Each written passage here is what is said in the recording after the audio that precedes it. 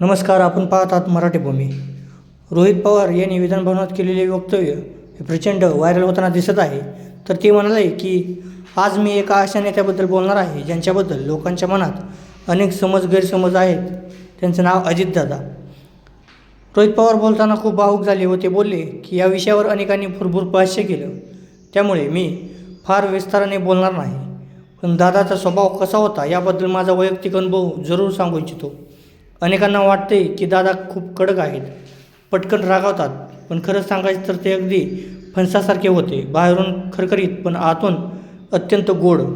हो, एखादा माणूस स्वार्थासाठी किंवा बेकायदेशीर कामासाठी त्यांच्याकडे गेला तर ते स्पष्ट शब्दात नकार द्यायचे आणि चिडायचेही. पण एखादा सामान्य माणूस अडचण घेऊन आला तर त्यांचं काम कसं मार्गी लावता येईल याला ते प्राधान्य द्यायचे.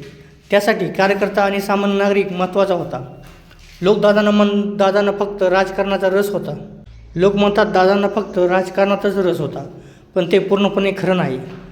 त्यांना चांगल्या कलाकृती आवडायच्या, जुनी गाणी ऐकायला आवडायची आणि विशेषतः जुने चित्रपट पाहण्यासाठी त्यांना आवड होती. एकदा मी त्यांना KGF चित्रपट पाहण्याची विनंती केली होती. प्रचारसभेत मी मजेत म्हटलं होतं की आजच्या राजकारणातील रावकीबाई म्हणजे दादा. त्यावर ते हसत म्हणाले, हा कसला पिक्चर काढलास?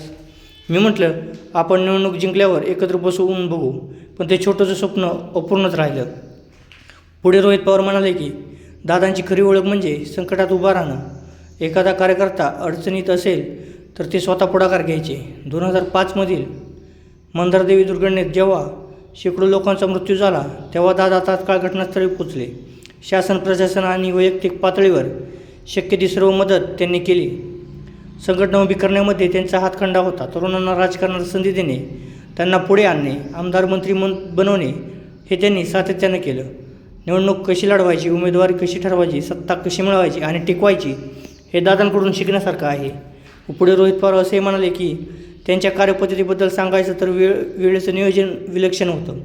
सकाळी 7ची बैठक असेल तर ती नेमकी 7ला सुरू व्हायची आणि ठरलेल्या वेळेतच संपायची. अनावश्यक चर्चा नाही. काम होणार असेल तर लगेच आदेश, फोन. होणार नसेल तर स्पष्ट नकार. त्यामुळे लोकांचा वेळ वाया जात नसे. पुढे भाऊ ते असे म्हणाले की गुरुवारी सकाळी ते मुंबईत पक्ष कार्यालयात कार्यकर्त्यांसाठी बसायचे. शनिवारी, रविवारी बारामती आणि पुण्यासाठी राखीव असायचे. वेळेचं आणि प्राधान्याचं नियोजन त्यांनी काटेकोरपणे पाळलं. मंत्री म्हणून त्यांचं कामही ठळक होतं. सिंचन, पाणीपुरवठा, ऊर्जा आणि विशेषतः अर्थमंत्री म्हणून त्यांनी 11 वेळा अर्थसंकल्प सादर केला. आर्थिक अडचणीच्या काळात, विशेषतः कोरोना काळात राज्याची आर्थिक गडी बसवण्याचं काम त्यांनी केलं. जिल्हा नियोजन समित्यांना निधी, आमदार निधीत वाढ, ऊर्जा क्षेत्रात सबलीकरण या सर्व गोष्टी त्यांच्या कार्यकाळात झाल्या. पुढे ते असेही म्हणाले की महावितरण, महापुरुष, महानिर्मिती यांसारख्या कंपन्यांना आर्थिकदृष्ट्या सक्षम करण्याचं कामही अजित पवार यांनी केलं आहे. शेतकऱ्यांना ट्रान्सपोर्ट, वीज पुरवठा यामध्ये अडचण येऊ नये यासाठी नियोजनबद्ध पावलं उचललेली. पुढे रोहित पवार असेही म्हणाले की परंतु विकासाचं राजकारण करत असताना त्यांच्यावर अनेक आरोप झाले. अनेकदा निराधार आरोपांनी त्यांना लक्ष्य करण्यात आलं. जे आयुष्यभर शिस्त आणि पारदर्शकतेचा आग्रह धरत होते त्यांच्यावर आरोपांचे डाग उडवले गेले. त्यावेळी ते किती अस्वस्थ व्हायचे हे त्यांच्या जवळच्या लोकांनाच माहीत होते. विशेष म्हणजे केलेल्या अनेक आरोपांपैकी एकही आरोप ठोसपणे सिद्ध होऊ शकला नाही.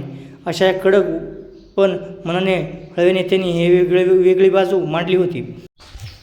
तर रोहित पवार यांच्या या सर्व वक्तव्याबद्दल तुम्हाला काय वाटतं व आपल्या दादांबद्दल काय वाटतं, त्यांची कुठली गोष्ट सर्वाधिक जास्त भावते कमेंटमध्ये जरूर सांगा.